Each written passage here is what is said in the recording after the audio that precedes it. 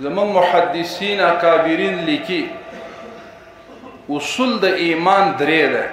توحید الله مطلب اثبات التوحید وحدانیت خداوندی. دویم اثبات د رسالت د رسول الله صلی الله علیه وسلم.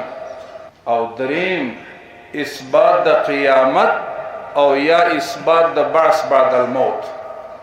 نو د ایمان درې اصول شو.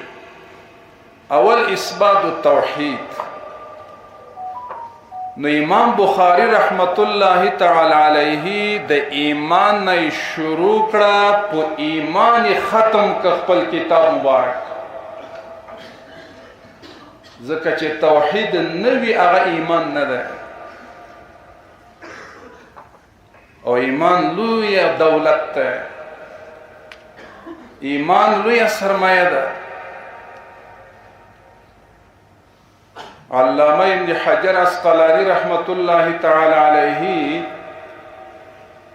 هغه لیکي چې کمالات د انسان پنځه ده.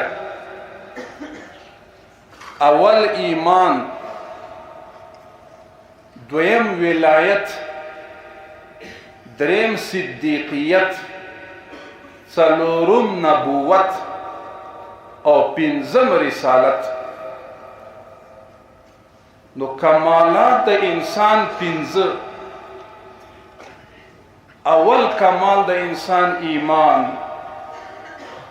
دویم کمال د انسان ولایت، دریم کمال د انسان صدیقیت، څلورم کمال د انسان نبوت او پنځم کمال د انسان رسالت. څوک چې انسان د رسالت نه فوق وګڼي هغه د دین نه خارج کیږي. مولاي صل وسلم دائما ابدا.